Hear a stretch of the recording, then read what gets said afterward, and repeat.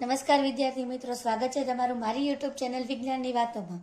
આજે આપણે જોવાનું છે ધોરણ 10 પ્રકરણ 1 ની અંદર રોજિંદા જીવનમાં ઓક્સિડેશનની કઈ કઈ પ્રક્રિયાઓ આપણને જોવા મળે।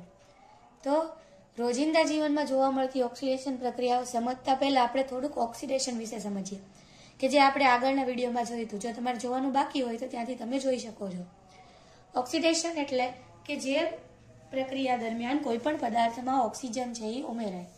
હવે આવું આપણે રોજિંદા જીવનમાં ક્યાં ક્યાં થાય? તો એક તો ક્ષારણ। ક્ષારણ શબ્દ એટલે શું? તો કે આપણે બધાને ખબર છે કે લોખંડને કાટ લાગે, પણ લોખંડને કાટ ક્યારે લાગે? કે જ્યારે એ હવાના સંપર્કમાં આવે અને ભેજના સંપર્કમાં આવે।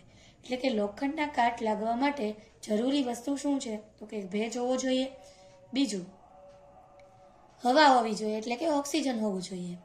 કથ્થાઈ રંગનું આવરણ જોવા મળે, લોખંડનું કટાવું, જેને આપણે ક્ષારણ તરીકે ઓળખીએ। હવે આપણા મગજમાં એક જ વસ્તુ હોય કે ભાઈ ક્ષારણ એટલે લોખંડને કાટ લાગે એ, પણ એવું નથી। ભેજ અને એસિડને લીધે ઘણીવાર ચાંદી છે એ કાળી પડતી હોય, તાંબાના વાસણો ઉપર લીલા રંગનું આવરણ જોવા મળે। તો આ પણ છે એના ઉદાહરણ છે ક્ષારણના। નુકસાન શું થાય?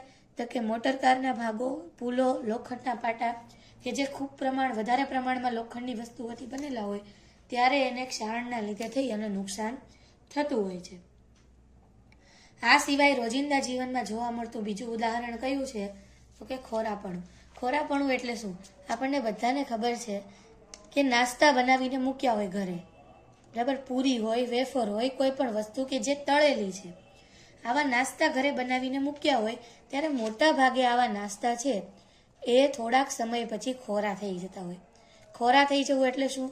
બગડી જવું, બરાબર। એના સ્વાદમાં થોડો ઘણો છે એ ફેરફાર તમને જોવા મળે, વાસ આવતી હોય એની અંદરથી, એવો નાનો મોટો ફેરફાર છે એ તમને એની અંદર જોવા મળે। તો આ ખોરાપણું શું છે? તો કે લાંબા સમય રાખવાથી પદાર્થ ખોરો થઈ જાય, સ્વાદ બગડી જાય, પણ કેવો પદાર્થ? તૈલી પદાર્થ, એવો પદાર્થ કે જેની અંદર તળેલી વસ્તુ છે, તેલનો ભાગ છે અથવા તો ચરબીનો ભાગ છે। કારણ શું છે? તો કે તેલ અથવા તો ચરબી ઓક્સિજન સાથે પ્રક્રિયા કરી અને ઓક્સિડેશન પામે અને એનો સ્વાદ અને રંગ કેવો થઈ જાય છે? બદલાય છે। ઉપાય શું કરી શકો તમે? તો કે એન્ટીઓક્સિડન્ટ પદાર્થ યુઝ કરી શકો। એન્ટીઓક્સિડન્ટ પદાર્થ કયો છે?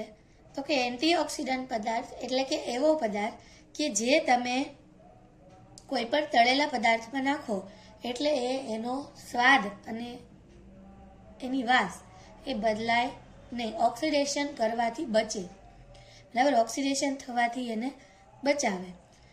બીજું, હવાચુસ્ત બંધ રાખી શકો, જેમ કે આપણે બહાર તૈયાર જે ચિપ્સના પેકેટ લઈએ છીએ એની અંદર કયો વાયુ ભરવામાં આવે છે? નાઇટ્રોજન વાયુ।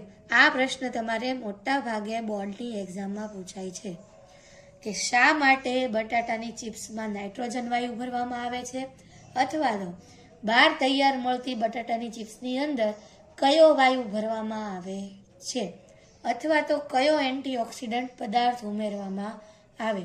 આવો અલગ અલગ પ્રશ્ન છે એ તમને દર વખતે મોટા ભાગે એક્ઝામમાં પૂછાતો હોય છે।